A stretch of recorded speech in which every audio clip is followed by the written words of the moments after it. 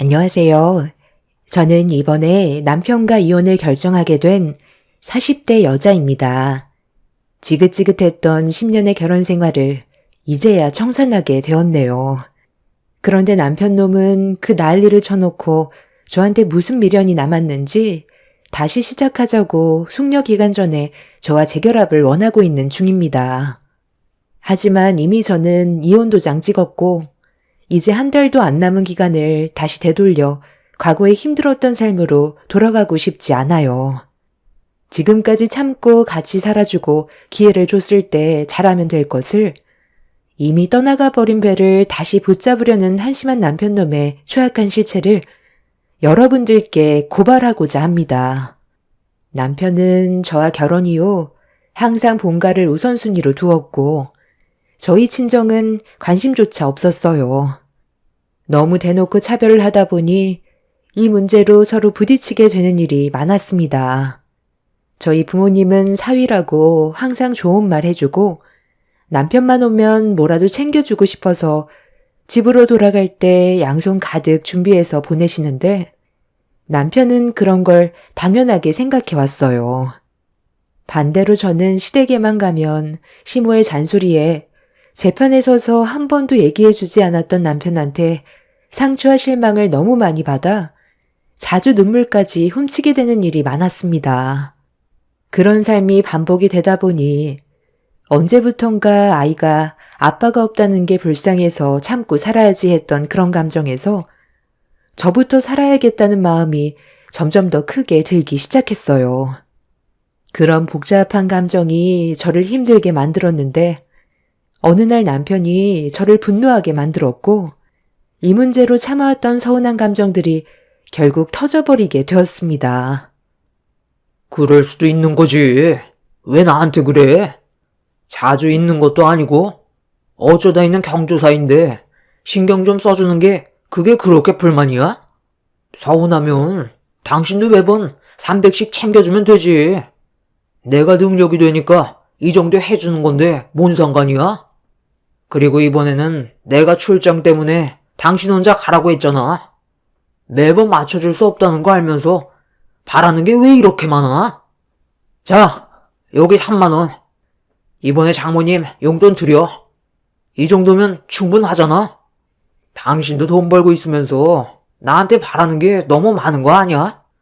우리 부모님한테 잘하면 좀 더 생각해 볼 수 있겠지만 당신 하는 거 보면 해주고 싶지가 않아. 나 지금 업무 때문에 바쁜 거 안 보여? 장모님 칠순이 뭐 대단하다고 일하는 것까지 방해해. 누구나 다 나이 먹는 거 뭐하러 챙겨? 당신 애나 챙겨. 말을 해도 꼭 그렇게 상처되는 말을 해야 돼? 그리고 내가 언제 이딴 3만 원 받고 싶다고 그랬어? 우리 부모님은 그냥 같이 밥 한 끼 하고 싶어 하는 건데 지금 나랑 뭐 하자는 거야? 내가 시부모님한테 뭘 얼마나 못했다고 우리 집안을 이딴 식으로 취급을 해. 때 되면 직접 찾아뵙고 시키는 거 군말하지 않고 했으면 된 거 아니야? 저희 엄마가 칠순이셔서 친정 식구들과 함께 경조사를 준비하고 있었는데 사위로서 도와주겠다고 하는 것보다 오히려 일적으로 많이 바쁘다고 핑계를 대는데 불만 가지지 않고 제 할 일 묵묵히 했었고 시모가 저에게 선물을 가지고 싶다 했을 때 실은 내색하지 않고 시모가 원하는 거 해드린 적이 있었어요. 명품 가방을 칠순잔치 전에 입이 닳도록 얘기하셨고 남편도 집안의 큰 며느리가 그 정도는 해줘야 된다고 하길래 고민을 많이 했었는데 저희 엄마 칠순 때 남편이 잘 챙겨주겠다는 그 말 한마디에 혹해서 시모에게 명품 가방을 선물로 드렸던 적이 있었어요. 그런데 그때 했던 말은 전부 다 거짓이라는 걸 남편이 저를 대하는 태도에서 알게 되었고 3만 원을 제 얼굴을 향해 던졌을 때는 기분이 더러웠어요. 제가 한 만큼 남편도 하길 원했었는데 그건 제 착각에 욕심이었다는 걸 알게 되었고 남편한테 크게 상처를 받은 이후부터는 조금도 상대하고 싶지가 않았어요. 그런데 남편이 던진 3만 원을 제가 받지 않고 서재를 나가려 하자 평생 머릿속에서 지워질 수 없을 만큼 충격적인 말을 듣게 되었습니다. 남편이 저희 집안은 3만 원도 과한 거라며 무시를 했는데 그때 남편과 함께 살아온 세월에 대한 후회가 밀려왔고 결국 참을 수 없을 만큼 정신적 충격을 많이 받았던 저는 남편에게 큰 소리로 이혼하자는 말이 나오게 되었네요. 이혼? 나 좋다고 따라다닐 때는 언제고? 갑자기 무슨 이혼이야?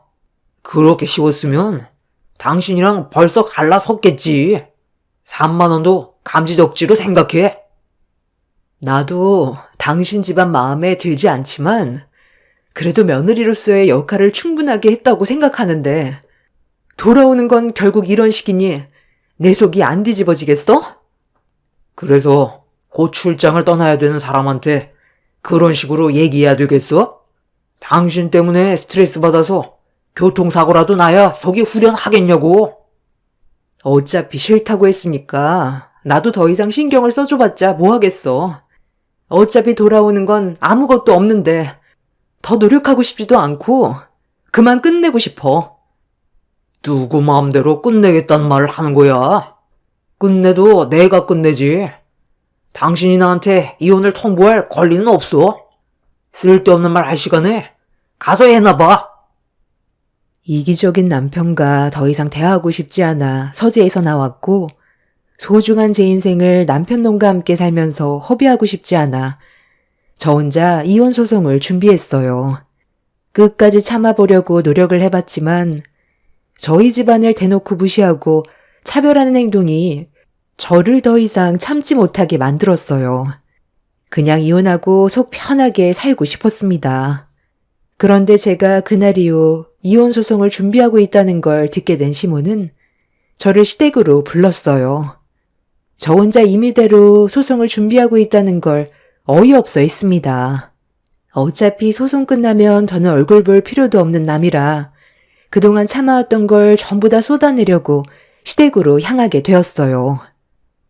왔냐? 앉아봐라. 너는 도대체 무슨 생각으로 이혼 소송을 준비하고 있는 거야? 내 아들과 정말 갈라설 작정이야? 서로 젊은 나이 다 보내고 이제 와서 이혼하면 둘 다 손해인 거 알면서 이를 왜 이렇게 키우는 건데? 서로 안 좋은 감정이 있더라도 그냥 그러려니 하면서 살아가면 속 편하잖아. 어머님이 어떤 상황인지 모르니까 그런 말을 하시는 거죠. 제가 그 일 때문에 얼마나 많은 상처를 받아오면서 살아왔는지 아세요? 며칠 전에도 저희 엄마 칠순 때문에 가족들끼리 식사 함께 하자고 했는데 칠순이 대수냐고 일이 더 우선이라면서 장모님 용돈이나 드리라고 3만 원을 제 얼굴에 던지더라고요. 제가 그 사람한테 3만 원 받자고 그런 거 아니잖아요. 저희 부모님이 사위 얼굴 보고 싶다고 하셔서 얼굴 좀 비추자고 했던 건데 그 말이 욕먹을 정도라고 생각하세요? 나도 대충 어떤 상황인지 내 아들한테 듣긴 했었다. 일이 많이 바쁘니까 챙길 수가 없어서 이번에는 네가 신경 좀 써주라고 했던 건데 충분히 그럴 수 있잖아. 그런데 네가 혼자 가는 게 싫었는지 내 아들한테 신경질 쪽으로 나왔고 결국 부부싸움으로까지 이어졌었다며? 그냥 좀 이해해주고 넘어갈 수도 있는 문제였잖아.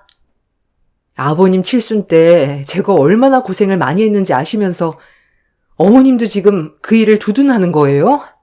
저와 한 약속은 당연히 지켜야 되는 게 맞는 거였어요. 그런데 막상 때가 되니까 이 핑계 저 핑계 대면서 요리조리 빠져나가려다 얼굴을 붉히게 된 건데 아무리 바쁘다고 해도 저희 집안 경조사면 사이로서 기본적인 건 해야죠. 그리고 바쁘다는 건 핑계예요. 주말에 회사 쉬는 거 뻔히 알고 있는데 저희 집에 가고 싶지 않아서 일부러 일이 있는 척 거짓말을 하는 거라고요. 그렇다고 이 문제가 이혼 소송까지 갈 상황이니?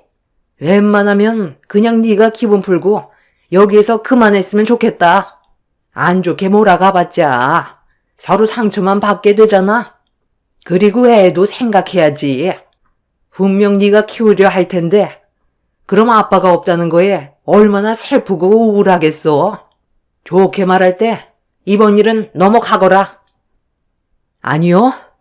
다른 건 다 참고 살아왔었지만 저희 집안 무시하는 행동은 그냥 넘어갈 수 없어요. 우리 애가 그이한테 뭘 보고 배우겠어요? 차라리 아빠 없이 사는 게 정신건강상 훨씬 더 행복할 것 같은데요? 어머님이 그 일을 감싸고 도니까 본인이 무슨 잘못을 했는지도 모르는데 이번에 그냥 넘어간다 해서 달라지는 게 있을까요? 10년을 함께 살았어요. 그 사람 성격 전부 다 파악했고 시간이 지날수록 달라질 수 없다는 것도 잘 알아요. 이혼은 무조건 진행할 거예요. 시모는 제가 조금도 물러서지 않고 이혼에 대한 확고한 마음을 표현하자 기분이 많이 안 좋았는지 점점 더 언성이 높아졌어요. 한참 동안 시모와 단둘이 진지하게 대화를 주고받고 있었는데 남편이 제가 시댁에 온 걸 시모에게 들었는지 일그러진 얼굴로 저를 바라보면서 소파에 털썩 주저앉았습니다. 내일이 장모님 칠순 잔치라고 했지? 저번에 내가 던져준 3만 원은 받기 싫다고 난리치더니 얼마를 원하는 거야?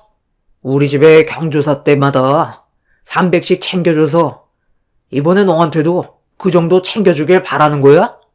그래야 이혼하겠다는 말이 쏙 들어갈 것 같아?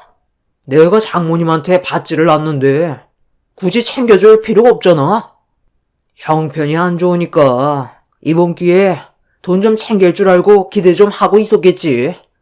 우리 아버지 칠순잔치 하셨을 때 당신이 몸으로 때웠었잖아. 그때 한 약속이 있으니까 나도 생각을 안 해본 건 아니거든. 그런데 아무리 생각해봐도 별로 해주고 싶은 마음이 안 생겨. 당신을 사랑하는 마음이 이미 현저히 떨어졌는데 굳이 내가 당신 집안 경조사 때문에 큰 돈을 줄 필요는 없잖아. 그래서 저번에 3만 원도 과하다고 생각된 거야. 사랑하는 마음이 컸으면 300이 아닌 3천도 줬겠지. 당신이랑 나는 애 때문에 사는 거지. 우리가 서로 사랑해서 사는 건 아니잖아. 그러니까 그냥 기본적인 것만 하고 살자고. 이혼하는 것도 피곤한 일인데 감정 소모할 필요 있겠어? 그리고 나는 당신과는 이혼을 해도 내 자식과는 떨어져서 살 수 없어. 내 자식을 당신이 데려가는 건 불공평하지. 그리고 집안 형편도 안 좋고 번 돈도 쥐꼬리만 한데 교육이나 제대로 시킬 수나 있겠어? 당신이 이런 식으로 이혼 강행하는 거 우리 애한테 정서적으로 상당히 안 좋아. 그럼 내가 이렇게까지 나오기 전에 잘 하던가. 이제 와서 뭐 하자는 건데? 나한테 상처 다 줘놓고 이혼까지 못하겠다고 하면 내가 가만히 있을 것 같아? 당신과 법적 싸움으로 이기던 지던 나는 무조건 이혼소송 진행할 거니까 그런 줄 알아. 당신 없어도 쥐꼬리만한 월급 받아가면서 아이 충분히 잘 키울 수 있어. 얘가 지금 여기가 어딘 줄 알고 셰미 앞에서 큰 소리야? 당장 집안의 가장이 얘기하면 알아먹고 이혼 생각 쳐보면 될 것을. 너까지 깨감이 내 아들 말을 무시해? 시모는 제가 남편의 말에 반박했다고 붉어진 얼굴로 저에게 막말을 쏟아냈어요. 남편은 고혈압이 있는 시모가 흥분하는 모습을 보고 걱정이 됐는지 더 이상의 대화는 건강에 문제가 생길 수 있다면서 이 모든 게 본인이 마누라 잘못 들인 잘못이라면서 모든 책임은 남편이 지겠다고 뒷목을 붙잡고 있는 시모를 부축해 방 안으로 모시고 들어갔어요. 그리고 잠시 뒤 거실로 나온 남편은 저와 할 말이 있다며 자리를 옮겼고 그렇게 남편의 뒤를 따라 집 밖으로 나오게 된 저희 부부는 시모가 옆에 있어서 제대로 나누지 못했던 대화를 심각하게 주고받았어요. 남편은 무조건 이혼만큼은 안 된다며 딱 잘라 말을 했지만 저는 무조건 이혼을 강행할 거고 입 아프게 더 이상 똑같은 얘기하고 싶지 않다면서 법정에서 보자며 친정으로 돌아가려 했는데 남편이 갑자기 저에게 말귀를 못 알아듣는다고 제 어깨를 강하게 쥐어잡더니 몸을 돌이킨 뒤 얼굴만한 손바닥으로 제 뺨을 향해 사정없이 내리쳤어요. 너무 갑작스럽게 일어난 일이라 피할 틈도 없었는데 머리가 핑 하고 돌 정도로 어지러움과 뺨이 얼얼해질 정도로 남편의 돌발 행동은 저에게 엄청난 충격으로 다가오게 되었네요. 아, 진짜 더럽게 말 안 듣네. 내가 이혼만큼은 하고 싶지 않다고 분명히 말을 했을 텐데. 그런데 끝까지 고집을 피우는 건 나랑 정말 한번 해보자는 거야? 너까지 게 나랑 법적 싸움으로 이길 수나 있을 것 같아? 경조사 그거 신경 좀 안 썼다고 이혼까지 가야 될 일이냐고. 적당히 경고 줬으면 그만할 것이지. 우리 엄마 혈압 오르게 해서 쓰러지게 만들 작정이야? 이번이 정말 마지막으로 얘기하는 건데, 만약에 네가 쓸데없이 이혼 소송을 진행한다던가 내가 방금 손 올린 거에 대해 추가적으로 소송을 제기한다면 당신은 우리 건우 평생 얼굴 못 볼 줄 알아. 내가 못할 것 같지? 자신 똑바로 하는 게 좋을 거야. 아무리 네가 아이를 옆에 끼고 있다 해도 아빠인 나도 아이를 데려갈 수 있는 권한이 있다는 것만 기억해두고. 너는 어떻게 날이 가면 갈수록 고집만 세지냐? 제발 숨 좀 쉬면서 살자. 남편이 제 뺨에 손을 올린 순간 저도 그동안 참아왔던 감정들을 양손 끝에 전부 모아 남편의 뺨에 손을 수차례 올려 버렸어요. 동등히 뺨을 맞게 된 남편은 꼭지가 돌아 저에게 발길질을 했고 시댁집 앞에서 남편과 저는 몸싸움까지 벌어지면서 더 이상 되돌릴 수 없는 상황까지 오게 되어 버렸어요. 흥분한 남편은 분노를 가라앉히지 못하고 저를 향해 사정없이 발길질을 퍼부었고 저도 당할 수만 없어서 눈에 보이는 모든 걸 남편을 향해 집어 던졌어요. 그렇게 한바탕 몸싸움이 격하게 일어나고 있었을 때 시부가 현관문을 열고 고함을 치셨고 그제야 남편에게 일방적으로 당하고 있던 저는 겨우 빠져나갈 수 있었습니다. 그날 이후 저희 부부는 정말 끝이었고 이혼에 대한 확고한 마음이 들었어요. 다행히 얼굴은 크게 다치지 않아 다음날 엄마 칠순잔치는 참석할 수 있었지만 좋은 기분으로 엄마를 축하해 드릴 수는 없었네요. 그런데 저희 엄마 칠순잔치에 참석하지 않겠다고 했던 남편이 한창 좋은 분위기로 끌고 가고 있었을 때 저희 가족 앞에 나타났어요. 이미 부모님과 친척분들은 저와 남편이 이혼을 결정했다는 걸 알고 있었기 때문에 반갑게 맞아주지는 않았습니다. 사위 왔는데 아무도 아는 척을 안 해주시네. 당신이라도 나한테 와야지. 왜 가까이 오지를 않고 멀뚱히 쳐다만 보고 있는 건데? 어제 일 때문에 화가 많이 났나 보네. 그런데 당신만 상처를 받은 게 아니라 나도 상처를 많이 받았거든. 항상 매번 불만을 가지고 있으니까 그런 말을 듣고 있던 내 기분은 어떻겠어? 그래서 뭐 어쩌라는 건데 어차피 당신이랑 나는 어제 그 일이 있고 난 이후로 완전히 끝났다는 거 몰라? 더 이상 봐줄 일도 없고 평생 당신을 원망할 거야. 자네가 여긴 어디라고 와? 이미 전부 다 들었으니 돌아가게. 우리 집안이 아무리 형편이 없다 해도 자네한테 무시당할 정도는 아닌데 네가 뭔데 내 딸 얼굴에 손을 대고 발길질을 해? 얘가 오늘 얼굴 봤을 때부터 표정이 안 좋아 보이길래 어느 정도 예상은 하고 있었다만 이렇게까지 자네가 개차반일 줄은 몰랐네. 네, 버릇없는 사이가 직접 찾아왔습니다. 저 사람 때문에 저희 엄마가 어제 혈압이 올라서 결국 병원에 입원하셨거든요. 그런데 이런 사실을 모르고 잔치를 벌이고 있을 거라 생각하니 속이 뒤집어지대요. 그래서 오늘 거하게 한바탕 하려고 찾아왔네요. 오고 싶지 않았지만 직접 찾아왔습니다. 남편은 저희 엄마의 칠순잔치를 쑥대밭으로 만들었고 음식이며 물건들을 전부 다 집어 던져버렸어요. 가족들과 친척분들이 남편을 말렸지만 이미 남편이 저희 가족 앞에 나타난 순간부터 엄마의 칠순잔치는 전부 망쳐버리게 되었습니다.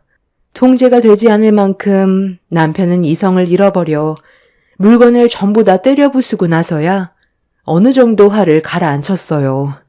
그리고 그 사이 경찰들이 와서 남편을 제압했는데 발버둥을 치던 남편한테 갑자기 예상치 못한 충격적인 상황이 닥쳤고 저희 가족은 입을 다물지 못할 정도로 경악을 하고 말았습니다.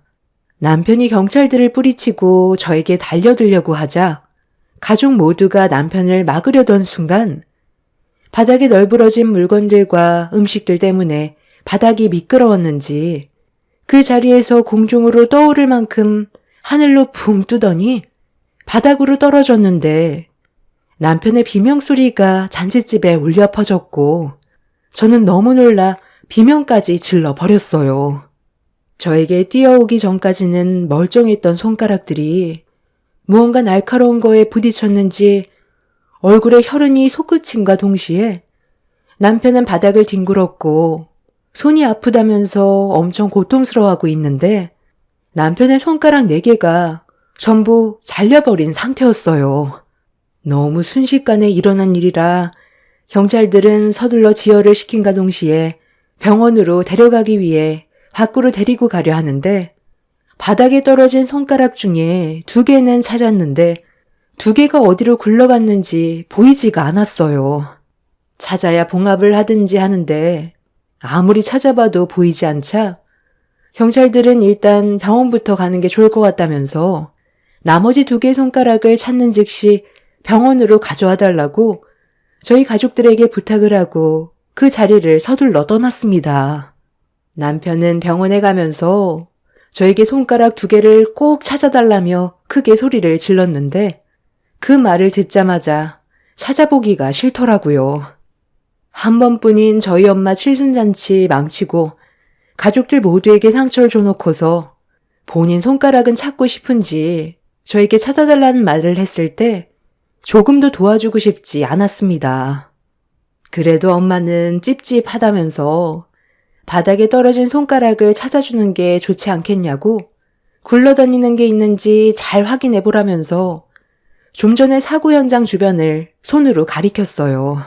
알고 보니 엄마 앞에서 회를 썰며 퍼포먼스로 음식하시는 분이 보여주려 하다가 남편이 들어와 난리를 치면서 아수라장이 되었을 때 남편이 회칼 쪽으로 넘어지게 되었고 엄청난 충격음과 무게 때문에 날이 서 있던 회칼에 남편의 손가락 4개를 잃게 된 것 같아 보였어요. 남편의 몸무게가 100kg가 넘어서 몸무게에 눌려 차마 2눈 뜨고 볼 수 없는 일이 벌어져 버리게 되었던 거였습니다. 그런데 워낙 바닥이 음식들과 물건들로 뒤덮여 있어서 찾는 것도 쉽지 않았었는데 그 순간 저희 오빠가 남편의 손가락을 찾았다며 한 곳을 가리켰어요.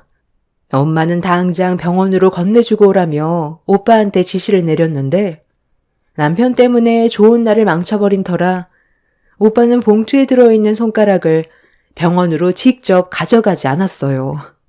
오빠는 바닥에 떨어져 있던 작은 상자 하나를 주워들어 손가락 2개를 상자 안에 넣은 뒤 오히려 이 방법이 더 빠를 거라며 퀵을 불렀습니다.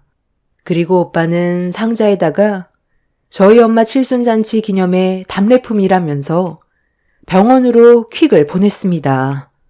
그리고 잠시 뒤 먼저 병원에 도착해 있던 시모에게 전화가 왔어요. 상자 안에 있던 내용물을 확인하신 것 같았습니다. 너, 나랑 뭐 하자는 거야? 내 아들한테는 1분 1초가 급한데 어떻게 이걸 퀵으로 보낼 수가 있어? 병원에서 뭐라고 그러는지 알아? 답례품이라고 적어두었던 상자 안에 손가락을 내 아들의 손가락에 봉합하기에는 너무 늦었다고. 손가락 2개는 살릴 수 없다잖아. 왜 이런 행동을 한 거야? 바로 달려와 줄 수도 있었잖아. 저희는 직접 가는 것보다 퀵이 더 빠를 줄 알았죠. 퀵으로 보내준 것만도 감사하게 생각해야 되는 거 아니에요? 이렇게까지 된 건 본인이 저지른 행동으로 인해 얻게 된 업보잖아요. 저희 엄마 오늘 칠순잔치인 거 알고 있으면서 와서 전부 다 때려 부수고 난리도 아니었어요. 저희가 손해본 부분에 대해선 위자료 소송도 진행할 거예요. 이혼 소송과 함께 우리 가족이 피해본 것까지 전부 다 보상해 주셔야 될 거예요. 그러게, 누가 남의 경조사에 와서 난리치래요? 저희는 할 만큼 했어요. 손가락 찾아주는 게 쉬운 줄 알아요? 택배 보내준 것만도 감사하게 생각하라고요. 본인의 잘못으로 평생 장애를 가지고 살아야 하니 어머님이 잘 돌봐주시면 되겠네요. 우리 아들 손가락에 문제가 생긴 거 나도 법적으로 소송을 제기할 거다. 누가 피해자인지 한번 해보자고. 나도 끝까지 물고 늘어질 거야. 남편은 결국 자신의 손가락 2개를 봉합시키지 못했고 나머지 2개는 봉합을 했지만 정상으로 돌아올 수는 없었어요. 그리고 이 문제로 시댁 식구들은 저희 가족들을 상대로 법적 소송을 제기했지만 저희 측 의견까지 듣게 된 판사는 애초부터 남편이 먼저 시작을 했고 그런 안 좋은 상황을 자초해서 만들었지만 그럼에도 불구하고 손가락 2개를 찾아서 특송으로 보내준 건 최선의 방법이었다면서 그때가 주말이라 차도 많이 막히는 상황에서 특송 배달은 제일 빠른 선택이었다고 저희 가족의 잘못은 하나도 없다고 손을 들어주었네요. 결국 법정에서 패소를 하게 된 시댁 식구들은 아수라장이 되어버렸고 저는 그날 이후 남편과 이혼까지 하고 저희가 받은 피해에 대해 손해배상 청구를 할 수 있었어요. 거기에 더해 남편의 폭력성이 드러나면서 아이에 대한 양육권까지 받아낼 수 있었습니다. 그리고 지금 현재 남편은 본인의 손가락에 장애가 생기게 되자 생활에 불편함을 많이 느끼고 있는지 이혼하고 숙려기간이 1달도 안 남게 된 저에게 용서를 구하고 있어요. 앞으로 평생 잘하겠다고 했지만 저는 그 말을 절대로 믿어주고 싶지 않아요. 그동안 제가 받았던 상처를 생각하면 다시 되돌아갈 생각은 조금도 없습니다. 본인이 저지른 업보이니 앞으로의 인생 감수하면서 살아야 되겠죠. 정말 기가 막히고 충격적인 사건이었지만 그 사람들과의 악연을 끊어냈다는 것만도 감사하게 생각하고 있습니다. 앞으로 제 인생이 밝아졌으면 좋겠습니다. 제 사연 들어주셔서 감사합니다. 안녕하세요. 저는 최근에 엄청난 충격적인 일들을 경험하게 된 인천에 살고 있는 40대 초반 여자입니다. 남편과 10년의 결혼 생활을 해오는 동안 전혀 몰랐던 사실을 이제야 알게 되었는데요. 제 사연을 듣게 되실 여러분들께서도 이런 일이 실제로 벌어졌다는 거에 많이 놀라실 겁니다. 30대 초반에 남편을 만나 지금까지 잘 지내오고 있었어요. 저를 가족처럼 생각해주는 시댁 식구들이 있어서 정말 행복하게 지낼 수가 있었죠.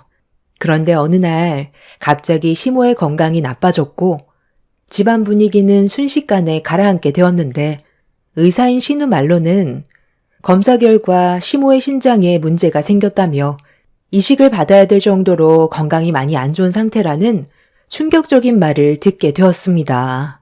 급격하게 나빠진 시모가 입원해 있는 모습을 보고 있는데 제 마음이 찢어질 정도로 아파졌어요. 시모는 저에게 엄마 같은 존재나 다름없을 만큼 결혼 생활하는 동안 딸처럼 대해주셨습니다. 제가 시모를 엄마 같다고 말씀드린 이유는 저는 어렸을 적부터 사랑받고 살아온 적이 없었거든요. 남편을 만나기 전까지 저는 항상 혼자였고 외로운 삶을 보내왔었습니다. 남편을 만나게 된 것도 봉사활동을 하다가 알게 된 거였어요. 매번 주말마다 빠지지 않던 그때의 남편이 저에겐 호감으로 다가왔고 서로 알아가면서 처음으로 사랑이라는 감정을 느끼게 되었습니다. 그렇게 연애 후 결혼 허락을 받으러 갔는데 제가 걱정됐던 건 그동안 살아온 인생과 제대로 된 가정 환경에서 자라지 못하고 고아로 커온 사실을 알게 됐을 때 저를 어떻게 받아주실지 그게 제일 걱정이었어요. 부모 없이 자라왔다는 말을 듣게 된다면 안 좋은 시선으로 바라볼 것 같았거든요. 그런데 시모와 얼굴을 첫 대면하고 제가 어떤 환경에서 자랐고 어떻게 살아왔는지를 설명드렸는데 안 좋은 시선으로 바라볼 거라고 생각했던 거와 다르게 시모는 눈물을 보이셨어요.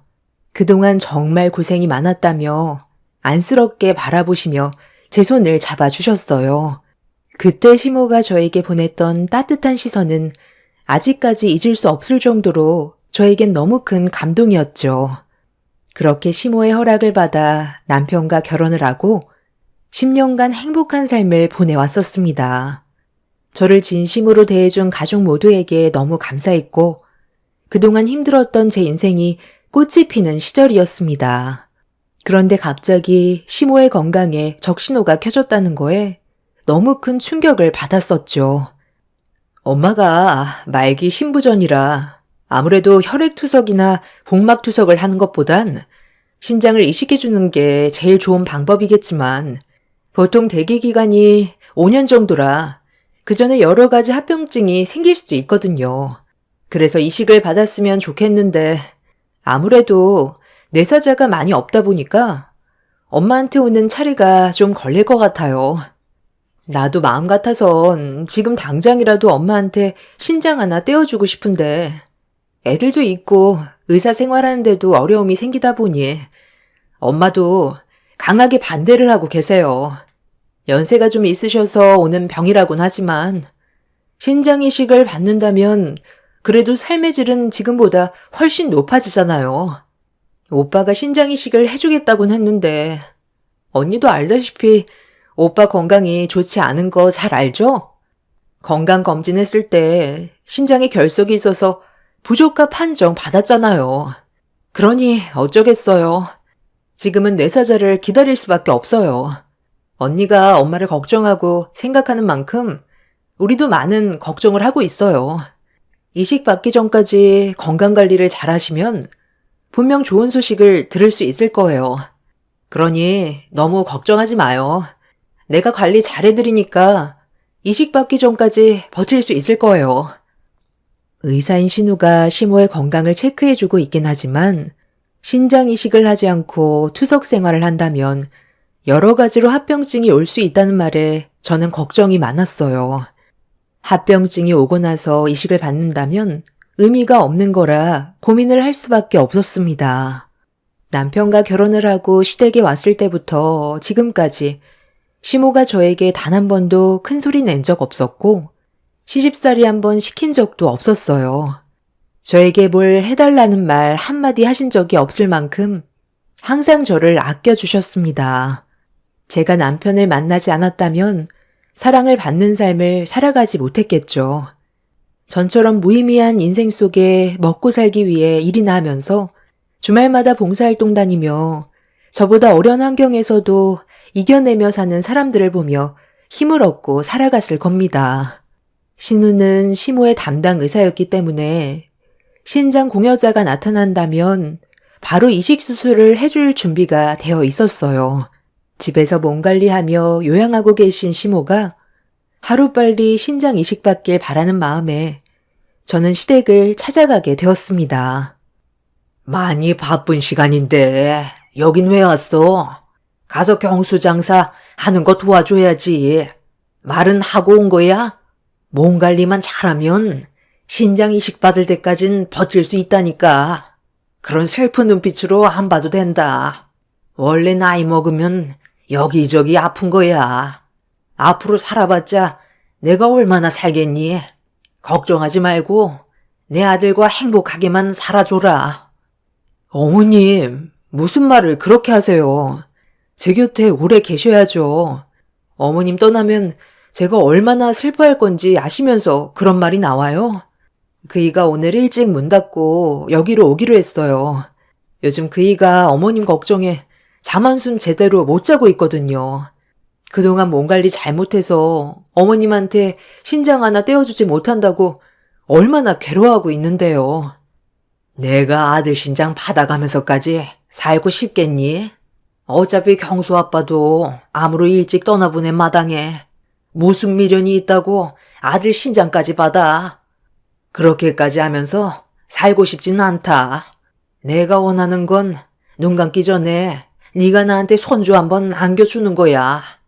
임신이라는 게 너한테는 많이 어려운 문제라 나도 말을 하기 좀 그렇긴 한데 병원에서는 뭐라고 그러니? 임신하는 게 많이 어려울 것 같대? 검사 결과 나오지 않았어? 아무래도 쉽지 않을 것 같아요. 임신할 수 있는 방법은 다 동원해봤지만 불임인 상태에서 할 수 있는 건 다 해봐서 아이를 가지기에는 어려울 것 같대요. 에휴, 그렇겠지. 안 되는 걸 억지로 할 수야 없겠지. 아쉽지만 어쩌겠니? 너도 그동안 최선을 다했었잖아. 노력했는데도 안 되는 건 어쩔 수 없는 거니. 받아들여야지. 저는 항상 시모에게 죄송스러운 마음이었어요. 부모 없이 자란 고아로 시댁에 들어왔는데 10년간 시모에게 손주 한번 안겨드리지 못하는 제 자신이 너무 원망스러웠고 잘난 것 하나 없는 저를 항상 아껴주시고 실은 내색 한번 한 적 없는 시모가 제 옆에 오래 머물러 주길 간절히 바라는 마음에 그날 저는 시모에게 신장 이식에 대해 진지한 대화를 이어나갔습니다. 어차피 저는 부모도 없고 아이도 가질 수 없는 몸인데 제가 소중하게 생각한 사람이 힘들어하는 모습을 보고 싶지 않았어요. 그래서 제가 이식해 드리는 건 어떨지 의견을 드렸는데 제 말을 듣자마자 시모는 저에게 얼굴을 붉히면서 무섭게 화를 내셨어요. 아, 쓸데없는 생각 하지 말거라. 이식이 애들 장난도 아니고 얼마나 위험한 일인데 네가 나한테 신장을 준다고 하면 내가 고마워할 줄 알았니? 아가씨가 그러는데 어머님이 언제까지 버티실지 모르겠지만 신장 이식을 받는 것보다 투석받는 게 체력적으로 더 힘들다고 했어요. 시간이 지날수록 몸 상태가 점점 안 좋아질 거라는데 언제까지 버틸 수 있을 것 같은데요. 저 건강해요. 검사도 받아봤는데 신장에 결석도 없고 깨끗하다고 이식해주는 조건에 적합하다고 했어요. 합병증으로 점점 몸이 안 좋아지는 것보단 신장 이식으로 빨리 건강을 되찾는 게 좋지 않을까요? 저도 그냥 가볍게 말씀드리는 거 아니에요. 네가 무슨 말을 해도 이식은 절대로 받을 수 없으니까 쓸데없는 생각할 거면 가서 내 아들 일이나 도와줘라. 그리고 앞으로 이런 말 또 하면 그땐 다시는 얼굴 못 볼 줄 알아. 네가 몸이 안 좋아지면 내 아들이 고생한다는 거 모르니? 앞으로 살아봤자 얼마나 살 수 있다고. 멀쩡한 신장을 떼어서 내 몸에 붙여. 뇌사자에게 신장을 받는 것보다 수술 결과도 훨씬 좋다고 그랬어요. 제가 정말 해드리고 싶어서 그러는 거니까 안 된다고만 하지 마시고 신중하게 생각해 보세요. 저도 정말 고민 많이 하고 내린 결정이었어요. 시모가 10년간 저를 어떻게 대해주셨는지 알기 때문에 마음에서 우러나와 시모에게 신장을 이식해주고 싶었습니다. 시모의 건강이 안 좋다는 말을 들었을 때부터 저는 이미 마음의 결정을 내린 상태였었죠. 시모는 제 의견을 강하게 거절했지만 날이 가면 갈수록 건강이 안 좋아져서 힘들어하는 걸 지켜보는 것보다 시모의 건강을 하루빨리 되찾아 앞으로 더 많은 시간을 함께 보내고 싶어 내린 결정이었죠. 제가 의지를 꺾지 않고 시모에게 이식을 해주겠다고 강하게 밀어붙이자 많이 당황하셨는지 더 이상 말을 이어나가지 못하셨어요. 시모는 예상치 못한 말을 듣게 된 상태에서 제 의견을 받아들이고 싶지 않으셨는지 남편에게 전화를 걸어 저를 빨리 좀 데려가라며 내쫓으려 해도 나가지 않는다고 처음으로 화를 내셨습니다. 남편도 제가 시모에게 신장을 이식해 주겠다는 말을 전화통화로 듣게 된 이후 많이 놀랐는지 시댁으로 급하게 달려왔어요. 남편이 들어오자마자 시모가 저를 밀었습니다. 당장 데리고 나가라. 내가 너한테 신장을 받으면 세상을 떠나도 마음 편히 눈을 감을 수가 없다. 너를 내 며느리로 받아준 건 고아라서 안타깝고 불쌍한 마음에 받아준 게 아니다. 내 아들을 행복하게 해줄 수 있을 것 같고 심성이 착해서 받아준 거야. 둘이 오래오래 건강하게 잘 살길 진심으로 바라고 있는데 너한테 흠집을 내면서까지 신장을 받으면 내 마음이 편할 것 같아? 다시는 내 앞에서 신장을 주겠다는 그런 쓸데없는 말 꺼내지 마라. 기다리다 보면 충분히 이식받을 수 있는데 급하게 결정지어서 괜한 문제 일으키고 싶지 않다. 나는 네가 건강하길 바라지. 나 때문에 피해를 보는 건 원하지 않아. 어머님이 저한테 그러셨잖아요. 딸처럼 생각한다고요. 저도 마찬가지예요. 10년 동안 함께 살면서 어머님을 시어머니라고 생각한 적 단 한 번도 없어요. 제 친엄마로 여기고 지금까지 지내왔는데 갑자기 건강에 문제가 생겨서 이식까지 받게 될 상황을 모른 척 할 수는 없는 거잖아요. 낳아줬다고만 해서 자식이 아니에요. 저는 지금까지 살면서 단 한 번도 엄마의 존재도 알지 못했고 엄마의 품이 얼마나 따뜻한지 느껴본 적도 없어요. 그런데 그런 저에게 엄마라는 존재를 알게 해주셨는데 어떻게 모른 척하고 어머님이 병들어가고 있는 모습을 계속 지켜보라는 말을 하세요? 그건 제가 괴로워서 못하겠어요. 이식 받으세요. 시모는 제 신장을 절대로 받지 않겠다면서 흥분을 가라앉히지 못했어요. 처음으로 시모와 언성을 높이며 대화를 주고받았고 남편이 중간에서 저와 시모의 격양된 대화를 진정시키려 했지만 주려는 저와 받지 않으려는 시모의 대화는 좀처럼 쉽게 해결되지 않았습니다. 결국 저녁 늦게까지 대화가 이어지자 신우까지 시댁으로 오게 되었죠. 남편의 입장에선 저에게 이식을 하라 마라 결정짓는 게 많이 난감했는지 옆에서 아무 말 하지 못하고 묵묵히 상황을 지켜봤고 신우가 꺼낸 말을 듣게 된 시모가 닫혀있던 마음의 문을 조금씩 열기 시작했어요. 신우는 현실적으로 시모가 앞으로 어떤 상태가 될지 대화를 풀어나갔습니다. 올케 언니 말대로 이식해주려고 내린 결정이 쉬운 문제는 아니에요. 엄마 건강 상태가 안 좋아졌을 때부터 언니가 고민을 하고 있었어요. 자식인 오빠도 엄마한테 이식을 해주고 싶어 했지만 결석이 많아서 부적합 판정을 받았을 때 얼마나 마음이 안 좋았겠어요.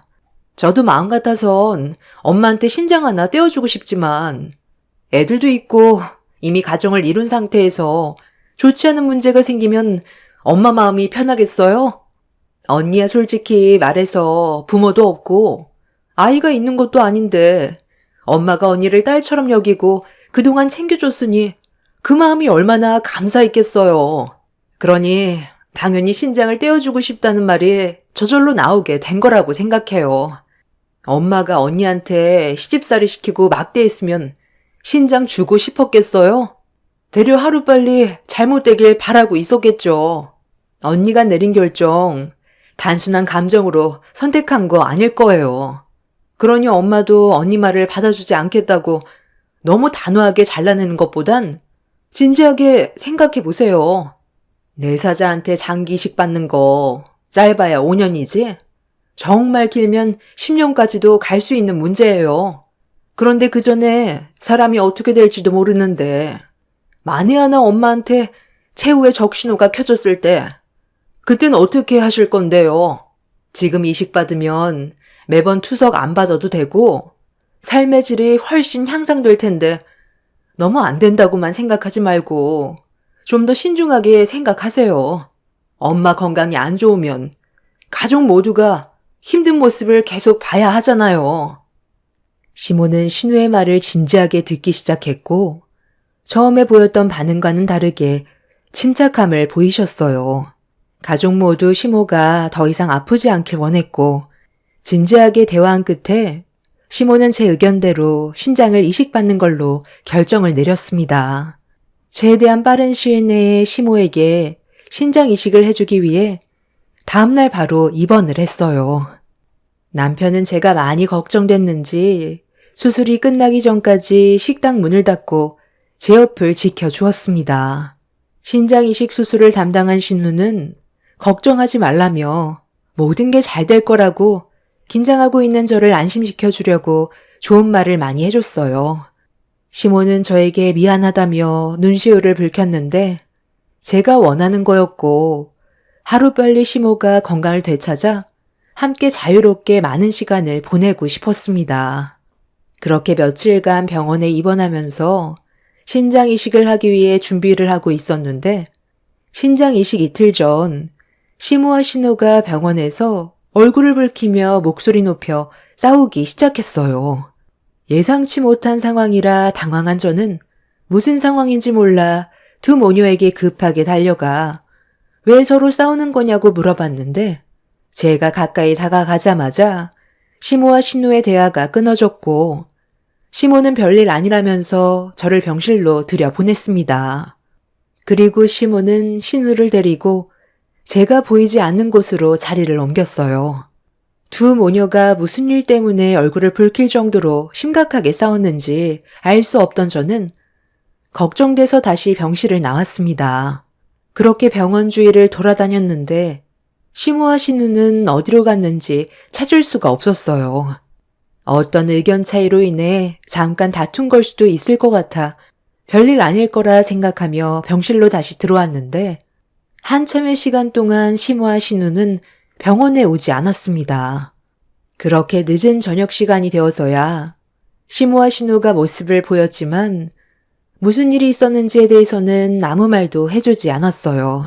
그냥 모녀지간 서로 약간의 의견 차이 때문에 그런 거라면서 아무 일도 아닌 듯 넘어갔지만 제가 봤을 땐 단순한 문제는 아닌 것 같아 보였습니다. 10년간 시모와 신우가 얼굴을 붉히면서까지 싸우는 건 한 번도 본 적이 없었거든요. 그래서 저까지 예민해질 수밖에 없었고 두 모녀의 행동을 살필 수밖에 없었네요. 시모와 신우는 서로 싸우고 난 뒤 어떠한 말도 없이 신장 이식 준비를 했어요. 좋은 마음으로 이식을 해야 되는데 제가 알지 못하는 어떠한 상황 때문에 불편한 상황에서 이식을 하려다 보니 저 또한 기분이 별로 좋지 않았어요. 신우는 잠깐 자다 일어나면 금방 끝나 있을 거라면서 걱정하지 말라고 제 손을 한번 잡아주었고 시모와도 간단하게 대화를 나눈 뒤 신장 이식을 하기 위해 누워 있었습니다. 그렇게 수술실로 들어가기 위한 준비가 모두 끝이 났고 떨리는 마음 진정시키며 남편의 손을 잡고 있는데 마치 담당 간호사가 제가 누워있는 수술대를 잡고 수술실로 들어가려는 찰나 문 앞에서 갑자기 걸음을 멈췄어요. 그리고 저에게 슬며시 다가와서는 귓속말로 수여자가 누군지 알고 있냐는 이상한 말을 늘어놓기 시작했어요. 병원에 입원해 있는 동안 오다 가다 저와 가까워진 간호사가 현재의 상황을 모르고 있는 것 같아 안타까운 마음에 알려주는 거라면서 방금 수술실 안에 들어간 수여자가 시모가 아닌 다른 사람이라는 걸 말해 주었습니다. 전혀 상상조차 하지 못했던 말을 간호사에게 듣게 된 상태라 처음엔 장난치지 말라며 넘어가려 했는데 며칠 전에 시모와 신우가 병원 밖에서 나누는 대화를 들었다면서 심각한 얼굴로 저를 바라봤어요. 동시 이식을 진행하면 바로 옆에서 수술을 진행해야 되는데 왜 옆방 수술실에서 각각 떨어져서 수술을 진행하는지 이상하지 않냐고 말하길래 시모가 제 옆에서 수술 받는 게 더 긴장되고 무서워서 따로 수술방을 잡은 걸로 알고 있다며 신우가 어떤 상황인지 전부 설명을 해줬다는 말을 하자 간호사는 제 손을 잡고 반대편 수술방으로 데리고 갔어요. 그리고 직접 두 눈으로 확인을 해보라고 수술실 문을 열어줬는데 눈앞에 펼쳐진 광경에 입을 다물지 못했어요. 좀 전까지 수술대 위에 누워서 이동되었던 시모가 자리에서 일어나 있었고 신우와 심각한 얼굴을 보이고 있었습니다. 그리고 제 눈은 수술대 위로 향했는데 시모가 누워있을 거라고 당연하게 생각했던 거와 다르게 처음 본 남자가 수술대 위에 올라가 있었어요. 그리고 시모에게 언제 시작되냐고 화를 내고 있었습니다. 저는 그 잠깐 사이에 기절초풍할 진실과 마주하게 되었고 제가 모든 사실을 알게 되자 온 병동이 초토화가 되어버린과 동시에 시모가 저에게 무릎을 꿇었어요. 어떻게 저한테까지 거짓말을 하고 저 남자에게 신장을 주려고 했어요? 결국 저를 딸처럼 생각했다는 말들은 저 남자에게 신장을 주기 위해 계획한 거였어요? 아니, 그런 거 아니다. 내가 전부 다 설명할 테니까 일단 진정 좀 하고 내 말부터 좀 들어봐라. 나는 너를 정말 내 딸처럼 생각했었어. 그런데 나도 어쩔 수 없었단다. 아, 그러니까 내가 뭐라고 그랬어. 언니가 알게 되면 문제가 심각해질 거라고 했잖아. 이제 어떻게 할 거야? 엄마가 일을 계획했으니까 전부 책임져. 지금 저를 노려보고 있는 저 남자, 도대체 누군데 어머님이 쩔쩔매는 건데요. 무슨 잘못을 했길래 제 신장을 저 남자에게 주려는 거냐고요? 그게 내 피가 섞인 친아들이다. 아주 오래전에 내 젖 한번 물리지도 못하고 고아원에 버려버린 내 친아들이야. 그때 내가 너무 어렸고 그 집안에서 나와 내 아이를 받아주지 않아 어쩔 수 없이 고아원에 보낼 수밖에 없었어. 처음에는 금방 자리 잡고 데려오려고 했는데 살다 보니 그게 마음처럼 쉽지가 않더라. 그러던 도중 경수 아빠를 만나 다시 결혼 생활을 하게 되었고 바쁘게 살다 보니 어느 순간 내가 고아원에 버린 아이를 까맣게 잊고 지냈지 뭐야. 어느 정도 여유가 생기고 그 고아원을 찾아갔는데 이미 내 아들은 다른 사람에게 입양이 된 상태였어. 내 아들을 버린 내가 다시 찾는다고 뭘 해줄 수 있겠어. 그래서 입양된 곳에서 잘 살길 바라며 나는 현재의 가정에 충실했고 그렇게 지내왔었는데 네가 내 아들과 결혼하겠다고 인사를 온 거야.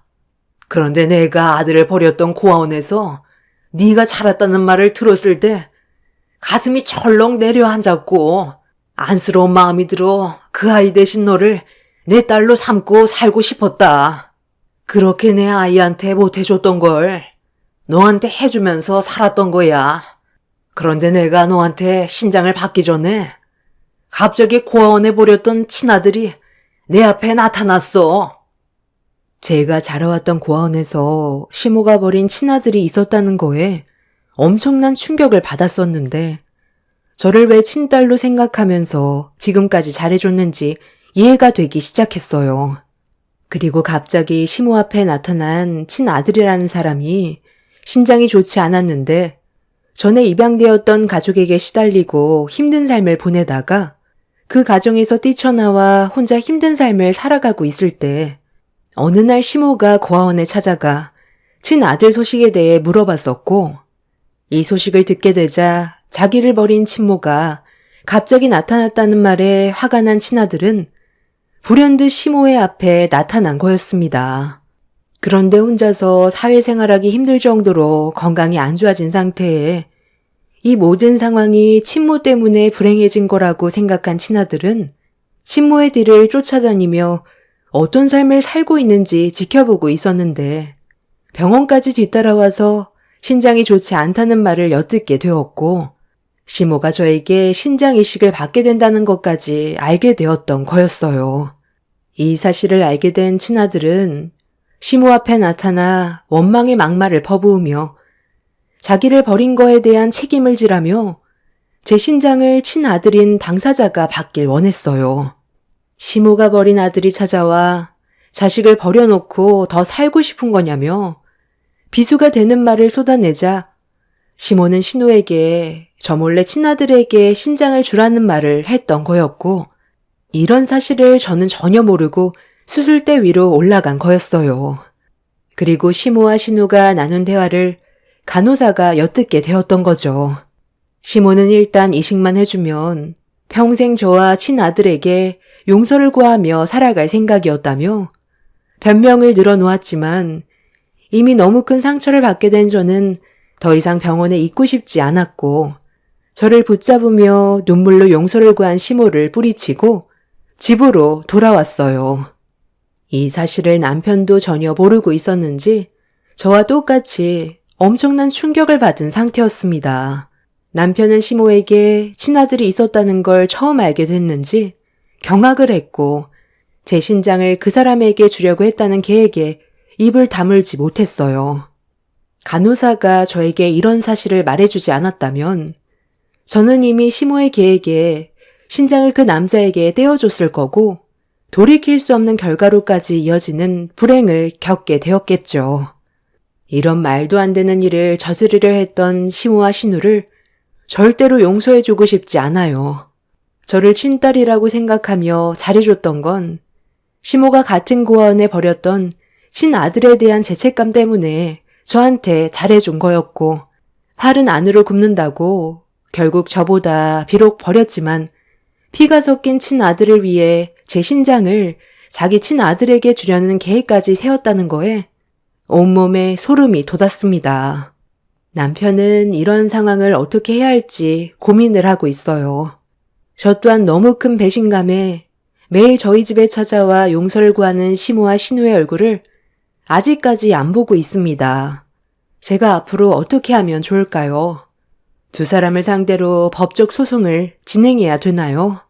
신우는 의료법 위반으로 제 동의 없이 시모가 아닌 다른 사람에게 신장을 주려 했던 계획에 대해 의료소송을 진행한다면 의사의 자격에까지 문제가 생길 수 있다는 걸 변호사와의 상담을 통해 듣게 되었습니다.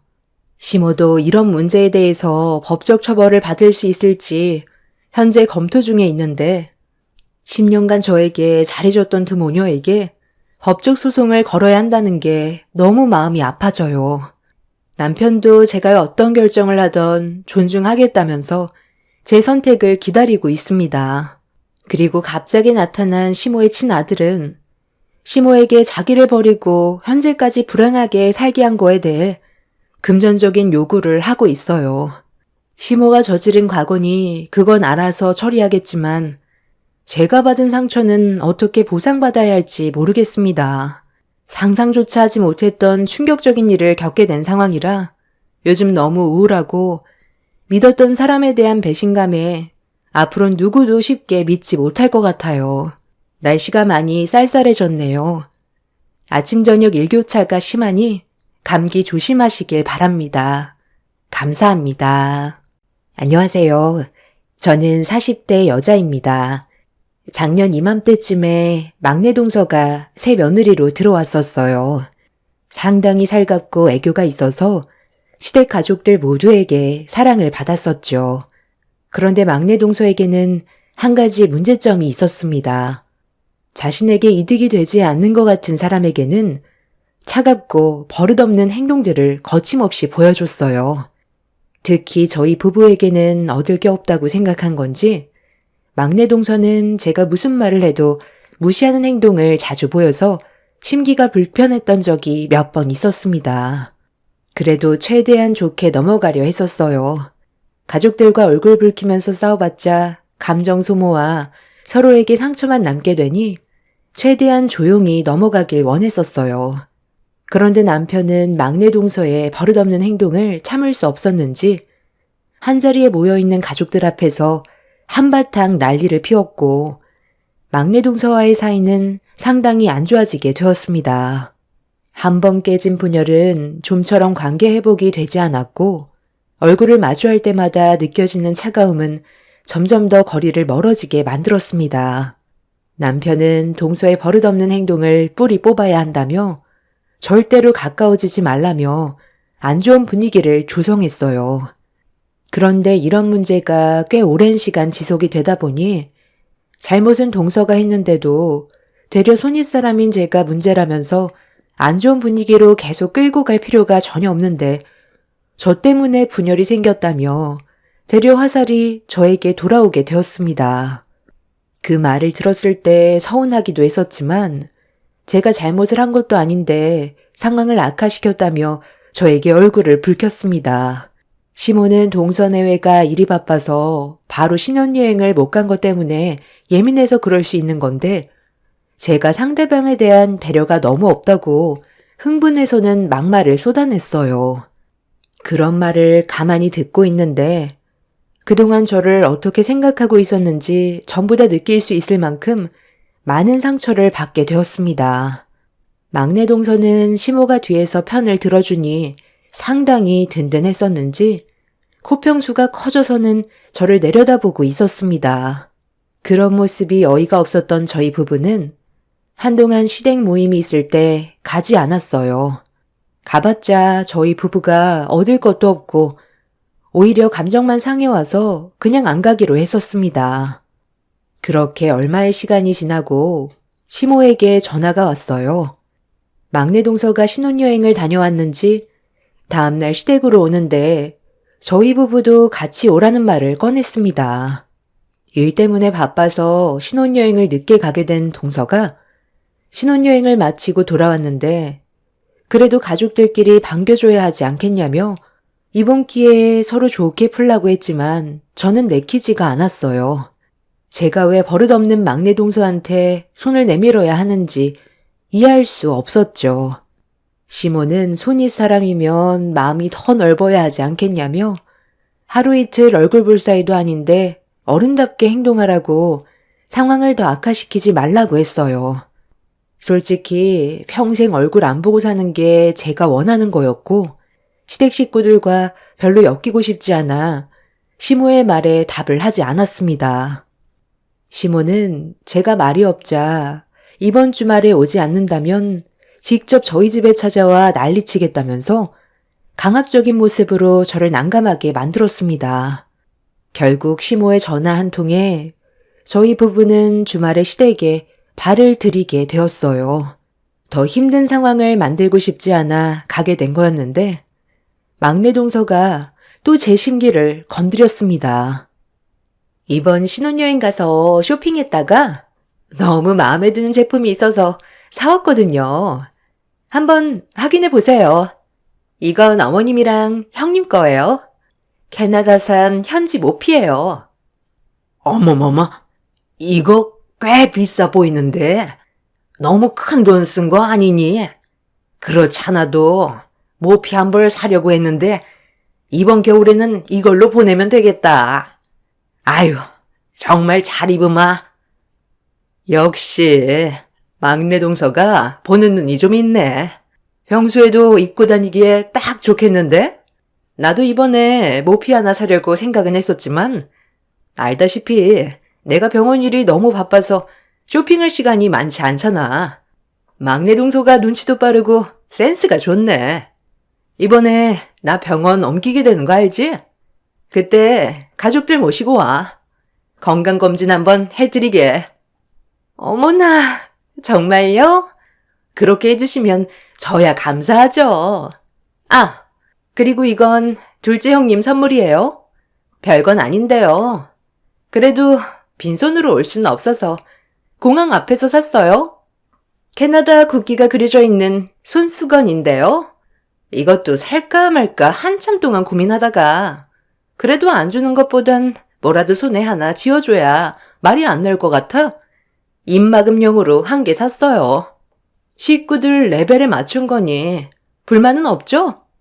형님이랑 제가 좋은 감정이 있는 것도 아니고 그렇다고 형님한테 얻을 수 있는 것도 없으니 손수건 주는 것도 과하다고 생각되지만 제가 손 아랫사람이니 어쩌겠어요. 먼저 손을 내밀어야 관계 회복이 될 거 아니에요? 저는 어머님 댁에 와서 얼굴 붉히고 싶지 않거든요. 그리고 포장지 안에 손수건 2장 들어있으니까 작은 아주버님이랑 나눠 쓰세요. 이런 동사 없죠? 어머님, 저 배고픈데 빨리 밥 먹어요. 기대도 하지 않았었고 선물 같은 거 받을 생각도 없었는데 막내 동서는 저를 화나게 만들 생각인 것 같아 보였어요. 시모아 형님에겐 모피를 줬는데 저는 손수건만 줬다고 난리치면 분명 시모아 형님은 동서편을 들 테고 화살은 저에게만 돌아가게 되니 그런 상황을 만들고 싶어 하는 것 같아 보였습니다. 그래서 막내 동서가 저에게 손수건을 건네줬을 때 받고 싶지 않았지만 또 받지 않으면 주는 사람 성의를 무시한다고 시모가 한마디 할 것 같아 묵묵히 선물을 받았습니다. 동서의 거침없는 말투와 행동을 지켜보던 남편은 감정이 상했는지 한마디 하려 했지만 제가 시댁에 오기 전에 절대로 먼저 흥분하지 않아야 된다고 신신당부했었거든요. 되려 상황을 악화시킨다면 저희가 잘못이 없는데도 피해를 볼 수 있기 때문에 최대한 감정 조절을 하기로 대화를 나눴었어요. 그렇게 저는 제 할 일만 딱 하면서 최대한 막내 동서와 부딪히지 않으려 했는데 주방에서 설거지를 하고 있던 저에게 형님이 다가왔어요. 막내 동서가 들어오기 전에도 저를 싫어했었는데 마음에 맞는 막내 동서가 들어오니 그 시너지가 더 커졌는지 말을 더 함부로 했어요. 막내 동서가 동서랑은 너무 다르네? 막내 동서는 사회생활을 너무 잘하는 것 같지 않아? 가족들 생각해서 모피코트 사온 거 봐봐. 저게 한두 푼도 아니고 딱 봐도 상당히 비싸 보이는데 그걸 2벌이나 사가지고 왔잖아. 반대로 동서가 이 집에 들어왔을 때는 신혼여행 다녀오고 나서 뭘 사가지고 왔더라? 너무 하찮은 거라. 생각도 안 난다. 먹을 거였나? 여기에서부터가 가족을 생각하는 차이가 다른데 이쁨을 받을 수 있겠어? 되려 비교가 돼서 차별만 더 심해지지? 동서는 제발 생각 좀 하고 행동해. 이런 식으로 분위기 안 좋게 조성해봤자 동서만 손해야. 막내 동서는 눈치도 빠르고 사람 기분을 너무 잘 파악해서 들었다 놨다 할 정도에 집안 형편도 좋잖아? 그런데 동서는 집안 형편도 별로 좋지 않고 지금 하는 일도 돈벌이가 시원찮아서 먹고 살기도 힘들다며?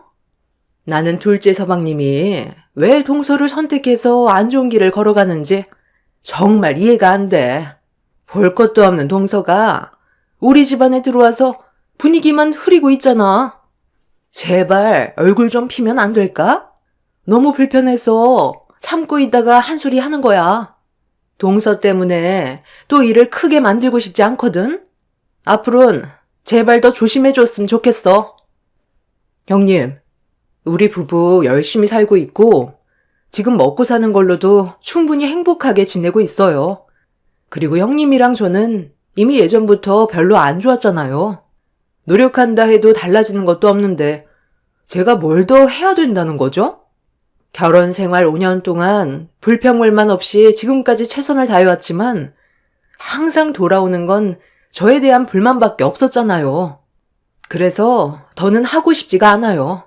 의미 없는데 힘 빼고 싶지도 않고 제가 이 집안의 며느리로서 해야 될 일만 하려고요. 어머머머, 세상에. 그냥 네, 알겠습니다. 앞으로 잘할게요. 이 말 한마디만 하면 되는 건데 둘째 형님이 그런 식으로 행동을 하니까 일이 커지는 거 몰라요? 아휴, 정말 너무 답답하다. 이러니 욕을 먹는 거예요. 큰형님 마음 이제야 충분히 알겠어요. 아무리 노력해도 안 되는 사람이 있다던데 그게 우리 가족 중에 한 명이 될 거라곤 정말 상상도 못했네요. 어머님이 왜 제 얼굴을 볼 때마다 둘째 형님 때문에 속 터진다고 하는지 이제 알겠어요. 형님, 그냥 둘째 형님 무시하세요. 그래봤자 목만 아파요. 동서, 지금 그게 무슨 말버릇이야? 내가 지금까지 어떻게 살아왔는지 동서가 알아? 사람 비위 좀 맞춰줬다고 동서가 지금 상당히 잘난 줄 알고 있는데 그게 언제까지 갈 것 같아? 웬만하면 좋게 넘어가려 했는데 그 말투부터 고치는 게 좋을 거야. 동서가 얼마나 잘났는지는 모르겠지만 나중에 그 입 때문에 본인이 피해를 볼 수도 있다는 거 명심해. 나는 내 소신대로 알아서 할 테니까 신경 끄고 동서 일이나 하지 그래. 그리고 형님도 저 신경 쓰지 마세요. 아주 꼴값들을 떠네. 주방이 왜 이리 시끄럽나 했더니 또 시작이야. 너는 어떻게 된 게 하루라도 조용할 날이 없어? 가족의 평화가 뭔지 몰라? 내가 이런 일 생기지 않게 조심하라고 분명히 전화통화로 얘기했었는데 지금 시애미 말을 무시하는 거야? 이래서 내가 너를 며느리로 받아주고 싶지 않았던 거다. 꼭 가진 게 없는 집안들이 자존심 하나는 세가지고 듣기 싫은 말 좀 들으면 꼭 흥분해선 상황을 악화시키더라. 그냥 앞으로는 우리 집안가 담 쌓고 살자. 제가 뭘 그렇게 잘못을 했다고 욕을 먹어야 하는지 모르겠더라고요. 시댁 며느리로 5년 동안 지내오면서 정말 많은 노력을 해왔는데 돌아오는 건 차가운 시선과 저에 대한 불만밖에 없었어요. 그래서 저도 예전과 다르게 마음의 문이 닫혀 제 할 일만 해왔었는데 이런 모습들이 시댁 식구들에게는 불만으로 쌓이게 된 것 같았습니다. 저를 차별하지 않고 똑같이 한 식구로 받아줘서 좋은 관계를 유지하기 위해 서로가 노력을 했었다면 이 정도까지 감정이 안 좋아지지는 않았을 거예요. 하지만 막내 동서가 들어오고 난 이후부터 저에 대한 불만과 차별은 제가 감당하기 힘들 정도로 너무 심했습니다. 그날도 역시나 예외 없었고 흥분한 시모가 저에게 막말을 쏟아내면서 또다시 시작된 가족들의 불만은 결국 그만하고 싶다는 마음까지 들게 만들었어요. 더 이상의 관계는 무의미한 것 같아 저희 부부는 2번 다시 시댁에 오지 않기로 결정했어요. 더 이상의 더러운 꼴 보고 싶지 않았고 이렇게 살 바엔 영 끊고 사는 게 속 편할 것 같아 그날 이후 바로 행동으로 옮겨버렸어요. 전화번호 싹 다 바꿔버리고 이사까지 하게 되어버렸죠. 연락이 닿지 않게 거의 모든 걸 바꿔버렸습니다. 남편도 저를 무시하는 시댁 식구들의 행동들을 더 이상 참을 수 없다고 강하게 의사표현을 했었는데 시모는 부모와 연 끊는 건 아니라면서 차라리 저와 이혼을 하라고 강요를 했습니다. 하지만 남편은 제 편이었고 그렇게 저희 부부는 서로만 의지하면서 살아가기로 결정을 내리게 되었네요. 그렇게 연락을 끊고 지내는 동안 너무 행복했었고 지긋지긋했던 얼굴 안 봐도 돼서 더는 스트레스 받을 일도 없었어요. 그 전에는 시댁 식구들 때문에 정신적으로 많이 힘들었는지 장염도 자주 걸리고 몸에서도 이상 반응이 자주 왔었는데 시댁과 연락을 끊고 지내는 동안은 스트레스를 안 받아서 그런지 몸이 예전과는 다르게 많이 좋아진 걸 느낄 수가 있었습니다. 평생 이렇게 살고 싶었어요. 아무런 방해 없이 저와 제 가족을 위해서만 살아가고 싶었고 그렇게 남편과 함께 잘 지내고 있었는데 어느 날 제 아이가 감기에 걸렸는지 머리에 열이 나길래 남편과 함께 시간을 내서 병원을 함께 간 적이 있었어요. 그런데 동네 병원에서 처방받은 약을 먹였는데도 열이 쉽게 떨어지지가 않자 좀 더 큰 병원을 가보라는 말에 상급병원을 가게 되었는데 그곳에서 예상치 못한 상황과 맞닥뜨리게 되었습니다. 큰형님과 막내 동서가 채용센터에서 대화를 나누고 있는 모습을 발견하게 되었는데 제가 간 상급병원이 큰형님이 새로 옮기게 된 병원인 것 같았어요. 저는 2 사람의 심각한 얼굴 표정을 보고 뭔가 이상함을 느끼고 몰래 숨어서 어떤 상황인지 살펴보고 있었는데 큰형님이 막내 동서를 데리고 급하게 자리를 이동하더라고요. 그 모습을 지켜보던 저도 2 사람 몰래 뒤를 따라가게 되었는데 옥상으로 올라간 형님과 동서는 대화를 다시 이어가기 시작했고 저는 최대한 2 사람의 뒤에 가까이 다가가 몰래 엿들었어요.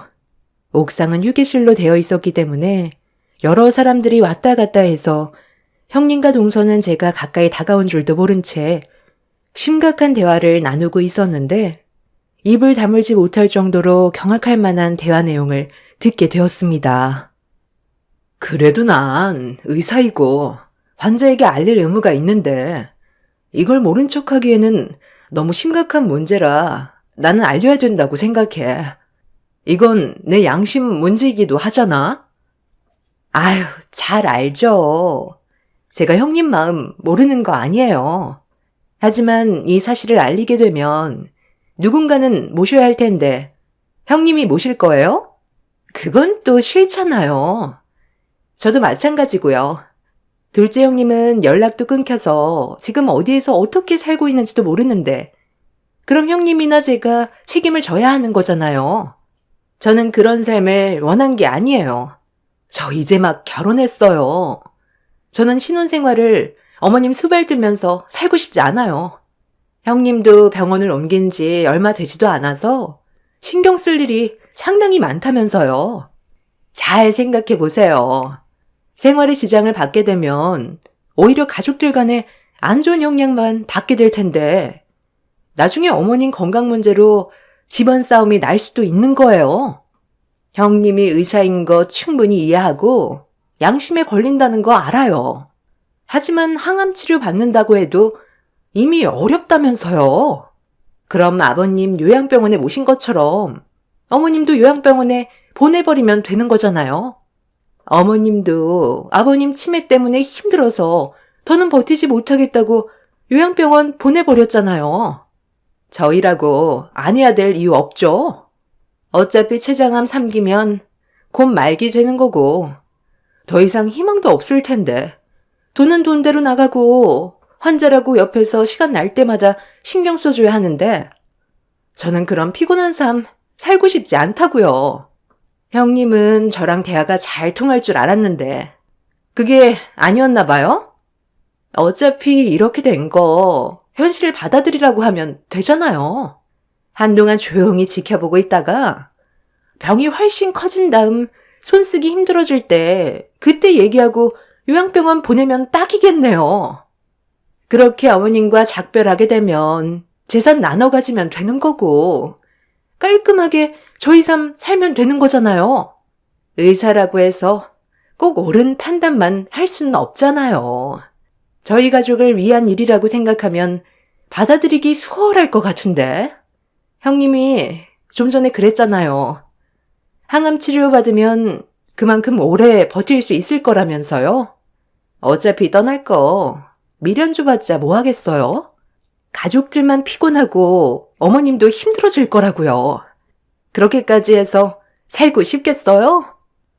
동서가 무슨 말 하는 건지 나도 충분히 이해는 하고 있어. 그런데 나중에 이 문제로 일이 커지기라도 할까봐 그러지. 뒤늦게 발견을 했다고 말을 해도 내가 부족하다는 걸 인정하게 되는 거고 그렇게 되면 의사 자격으로서 많은 타격을 받을 텐데 동서의 말이 옳은 방법인지 모르겠어. 하지만 나도 어머님을 개인적으로 모시고 싶진 않아. 차라리 요양병원으로 보내는 게 낫지. 손 쓸 수 없을 정도가 되려면 앞으로 6개월에서 1년 반 정도는 있어야 할 텐데 그 전까지 내가 어떻게 둘러대야 할지 모르겠네. 앞으로 몸이 안 좋다고 병원에 찾아온 일이 점점 잦아질 거야. 그럴 때마다 나는 다른 변명거리를 찾아야 되겠지. 그렇다고 어머님 모실 거예요? 불편하게 생각하는 것보다 차라리 거짓말하는 게 편하겠어요. 왜 자식들이 부모가 늙으면 옛날에도 고려장을 했었겠어요. 그만큼 자식 입장에선 부모는 짐스러운 존재이고 더 이상 필요 없다고 생각되기 때문에 현재는 요양원으로 보내는 거잖아요. 저도 저희 엄마 요양원에 보냈어요. 아버님처럼 치매가 워낙 심해서 저희 아빠가 두 손 두 발 들었을 때 저한테 도움 요청했었는데 그냥 요양원에 모시라고 했어요. 처음엔 마음에 걸렸는데 그게 훨씬 편해요. 요즘 시설도 좋아서 삼시세끼 밥 다 떠먹여주고 비슷한 연배대 사람들도 많아서 좋은 사람들과 말동무도 하고 집에서 지지고 볶는 것보다 훨 나아요. 어차피 시간 지나면 서로의 삶에 적응하게 되어 있으니까 이번만큼은 눈 딱 감고 치료를 최대한 늦춰보세요, 형님. 이래서 늙으면 하루빨리 떠나는 게 자식한테 도움이 되는 거라니까요.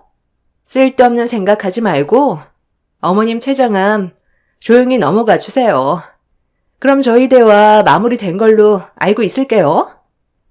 형님과 동서의 충격적인 대화를 듣게 된 저는 입을 다물지 못했고 제가 모든 내용을 듣고 있었다는 걸 전혀 모르고 있던 두 사람은 옥상을 내려갔는데 하도 기가 막힌 대화를 들었던 저는 둘의 대화를 녹음한 파일을 가지고 있었어요. 더 이상 서로 얼굴을 안 보겠다고 연을 끊어버린 제가 시댁 식구들 앞에 다시 나타나 녹음된 내용을 들려준다고 달라지는 건 없을 것 같고 또다시 저만 아픔이 생기게 될 것 같아 형님과 동서의 대화를 시모에게 말을 해줘야 할지 말아야 할지 고민이 많았습니다. 관계가 좋았다면 당연히 시모에게 바로 알렸겠지만 제가 그동안 받았던 상처가 너무 컸기 때문에 바로 행동으로 옮기질 못했어요.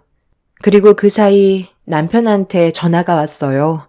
잠깐 화장실 간다고 했었는데 제가 나타나질 않아서 걱정이 됐는지 전화를 받자마자 어디냐고 물어보길래 남편 보고 아이를 데리고 옥상으로 올라와 달라고 부탁을 하게 되었네요. 남편은 심각한 얼굴을 하고 있는 저에게 다가와 무슨 일이냐고 물어보길래 그래도 남편은 알아야 될 것 같아 제 핸드폰으로 녹음한 형님과 동서의 대화를 들려주었고 엄청난 사실을 알게 된 남편은 사색이 된 얼굴로 저를 바라보고 있었습니다. 남편은 아무리 시모가 저희 부부에게 안 좋은 행동을 했어도 남편은 자식이고 병을 가지고 있는데도 알리지 않는 건 잘못된 거라면서 흥분을 가라앉히지 못하고 있었지만 쉽게 발은 떨어지지 않았습니다. 남편도 이 문제로 인해 또다시 시댁 식구들과 얽히기 싫었는지 머뭇거리고 있었을 때 제가 남편에게 얘기했어요. 아무리 저와 남편이 상처를 받았어도 시모의 병을 숨기는 건 아닌 것 같다며 남편이 시모의 병을 알고도 밝히지 않고 숨기고 있다가 나중에 시모의 건강이 악화되고 잘못되었을 때 후회로 남게 될 수도 있을 거라며 자식된 도리로 할 수 있는 건 해야 된다고 남편의 손을 잡았어요.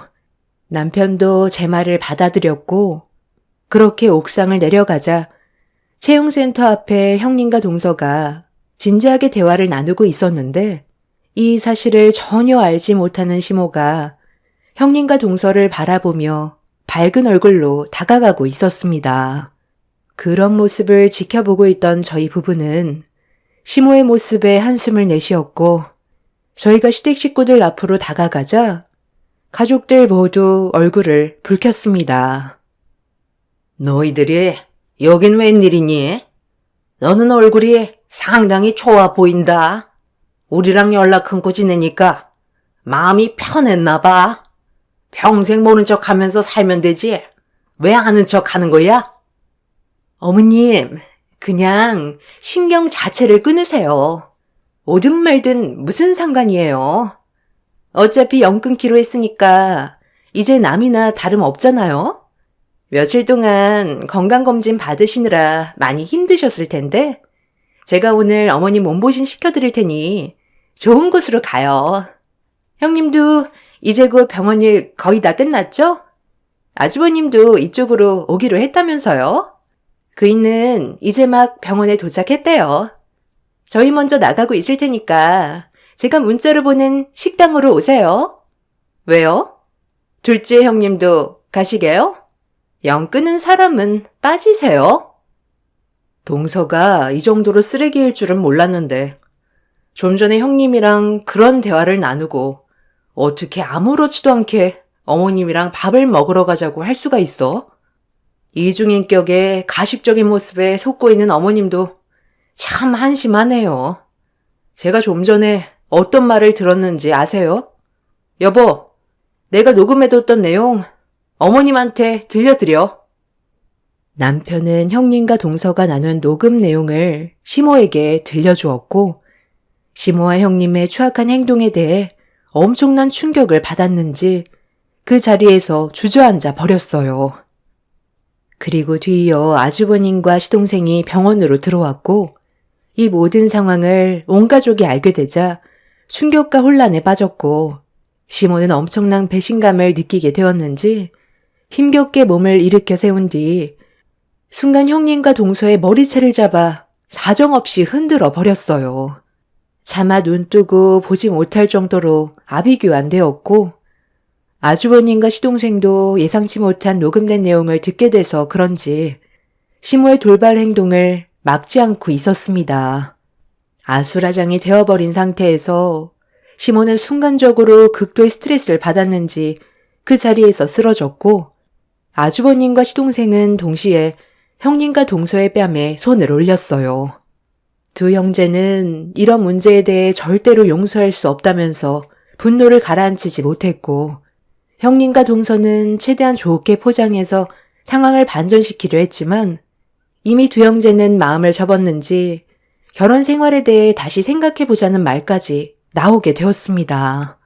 아주버님과 시동생은 시모의 건강이 안 좋아지면 무조건 모시겠다고 입이 닳도록 얘기했었는데 형님과 동서는 시모를 모시고 싶지 않았던 상황에서 최장한 판정을 받게 되자 모실 수밖에 없는 상황이 오게 될까봐 그게 싫어서 내린 결정이었어요. 두 형제는 자기 엄마의 병을 알면서도 숨기려 했다는 거에 대해 분노했고 결국 그날 이후 형님과 아주버님은 그동안 쌓인 게 많았는지 현재 별거 중이고 시동생은 동서와 이혼까지 고려 중인 것 같아요. 시동생은 아이도 없고 모든 일은 동서의 입에서 나온 거라는 걸 알고 나선 시댁 집안의 암적인 존재로 여기며 신혼 초인데도 성격 차이로 자주 싸웠던 시동생은 이중적인 성격을 가진 동서와 결국 이혼을 밀어붙이는 눈치예요. 그리고 이 문제가 터진 이후 시모는 저희 부부에게 그동안의 행동들에 대해 미안했다면서 다시 관계 회복을 하려고 노력하는 중입니다. 이미 오랜 시간 상처를 받았던 터라 마음이 쉽게 열리지 않는 상태라 가능한 일일지 모르겠어요. 솔직히 내키지도 않고요. 가족들 모두 저와 남편에게 미안했다곤 하지만 이런 일을 알기 전까지 저희 부부를 안 좋게 생각하고 함부로 대했던 그런 모습들이 너무 큰 상처로 남아있기 때문에 저와 남편은 딱 여기까지만 할 생각을 가지고 있습니다. 남편도 시댁 식구들에게 많이 질렸는지 계속 거리를 두고 있습니다. 시모는 현재 항암 치료를 받고 있지만 누군가의 도움이 절실히 필요한데 그게 저라는 걸 알고 난 이후부터 매일같이 전화해서는 과거의 잘못된 행동에 대해 진심으로 용서를 구하며 관계 회복을 하기 위해 노력하고 있는 중입니다. 이제 와서 새 며느리 중에 저밖에 없다고 하는데 글쎄요. 시모의 마음이 진심인지 잘 모르겠어요. 수발 들어줄 사람이 필요해서 그런 것 같은 느낌밖엔 안 들어 그날 이후 병원에 한 번도 가지 않았습니다. 어찌됐든 항암 치료로 시모의 건강 상태가 더 나빠지지 않고 조금씩 경과가 좋아지고 있다는 소식을 듣게 되었어요. 누구든 타인의 생명을 함부로 할 자격은 없다고 생각합니다. 앞으로 저희 부부가 어떤 선택을 하게 될지 모르겠지만 지금 현재로선 남편의 뜻에 따라 주려고요. 그리고 추가적으로 하나 더 말씀드리자면 시동생과 전동서가 이혼을 하고 난 이후 알게 된 건데 동서의 머리에 악성 종양이 발견됐다네요. 시동생과의 이혼으로 충격받아 쓰러진 줄 알았는데 검사 결과 머릿속에 뇌종양이 자라고 있다는 소식을 들었습니다. 본인의 업보겠죠. 여러분들께서도 언제나 선한 마음으로 관계되어 있는 사람들과 좋은 관계를 유지하시길 바랍니다. 감사합니다.